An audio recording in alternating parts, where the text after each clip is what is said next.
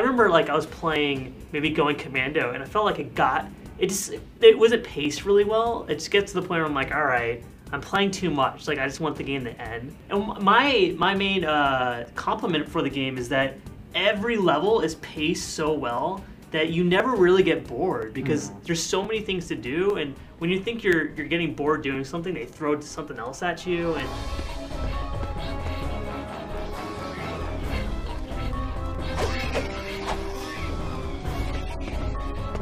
you go to so many different planets, and by the end of the game, when you actually toggle through all the planets you can go to, it's such a huge list. That's nice. And there's like a great like prehistoric one where they have like huge dinosaurs, and that's right before like an ice level, so they're also really different as well.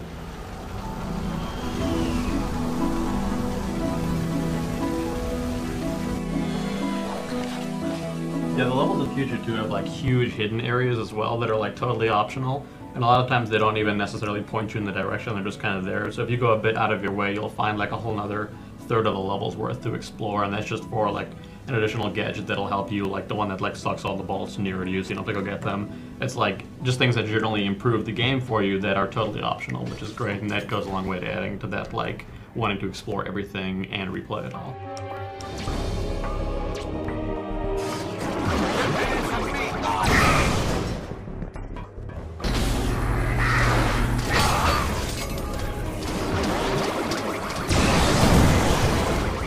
Funny because the actual those optional parts involve a lot of the gelatin stages where you actually get the gelatin gun and shoot jello out and bounce on them. And those parts are really fun. I actually really enjoy doing them, and it's something I know they're optional, but at the same time, like I hope that people don't like neglect them because I actually found them to be like some of the most enjoyable parts of the game. You know, so the platforming that is there like that, like jumping in the jello, is still really well done. It's still as like polished as all the action in the shooting.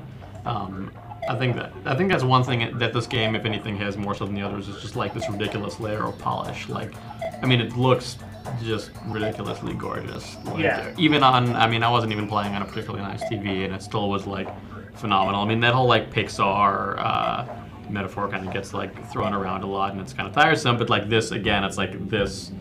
When you're playing it, you're like, wow, the animation on the enemies and the little details and design and the humor, like the multi-layered humor for everyone. It's like everything about this is very like just Pixar film. Ratchet? Clank? I've got a bit of a situation here at the Planetary Defense Center. Nothing I can't handle, mind you, just a few thousand heavily armed robotic commandos, but I figured, hey, if you were in the neighborhood, maybe. This is really a game, I would say, like, even though everyone enjoys it, it's a game that is designed like for kids, which there aren't that many of these days. But the thing is, I mean, this is a game that is obviously can be targeted towards kids, but I think adults will. It's like a Pixar film, like we just said, because like kids can go see The Incredibles, Finding Nemo, and they'll enjoy it because there's all those like things that kids like, all the colors, all the funny characters, but there's all this subtle humor and adult nuances that older people can also appreciate. I think the Ratchet series does a good job of giving what kids want and what adults want. Right. Congratulations, soldier. The Center for Advanced Lombax Research has selected you as the beta tester for the most important invention in Lombax history, the Dimensionator. Built by 8 of the brightest minds in Lombax history, the Dimensionator's ergonomic design is the culmination of nearly 3 Arcturian cycles of research. There's a lot to find in this game, though. Like lots of little stuff. I mean, even more so than the other Ratchets. There's like the regular bolts, there's the gold bolts, there's the weapon you find different parts of. There's the bonus items for the skill points in the flying space levels.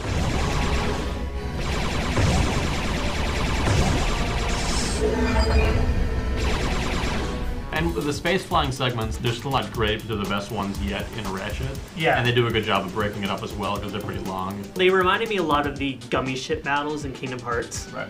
And they're fine. They do their purpose, but it gets to the point when you're at like the 3rd or 4th one, you're kind of like, okay, I get the point. Clank, hop on that turret! They actually let you control Clank in a turret in the back, and I found that if I didn't shoot any enemies, I can still get past that part. Right. And it's weird. I'm like, well, why do you even let you play as Clank if his point or his part is basically pointless? Stealing from me, lad. there's certain weapons that I just grew attached to that were so useful. For instance, the Lightning Ravager, I think is what it's called. Shock Ravager. Shock Ravager. It's like basically like a lightning whip, and it can take out enemies an entire radius around you. And so there's a lot of times where all these little critters will come running at you. You flick the whip once, and it kills all of them.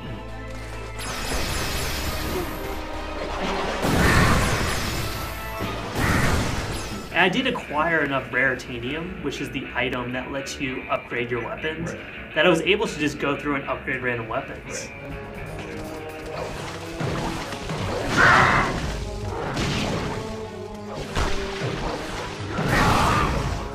It's like those subtle things that you might not notice the first time you play it. But I think that's why the Ratchet game is so, or the series itself is so successful, is because there's all these little subtle things that they put in there that kind of like raise this game above kind of like your typical like platformer.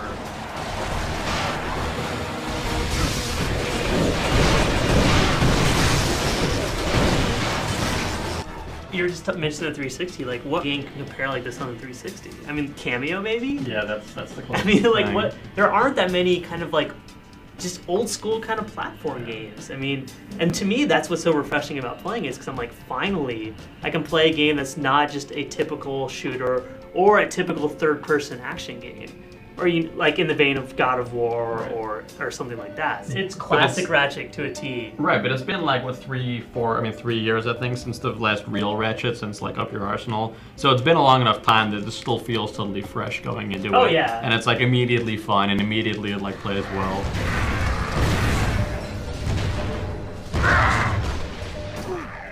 Some people might think like, oh wait, I expected more, but I think it's a good thing for them to do that, because it really can let gamers kind of appreciate that old school kind of gameplay that we really don't get anymore. Right, while still being a total showcase for the PS3. To your right, to your left, to your left, to the sky, to your left, to your right, to your left, shake your booty.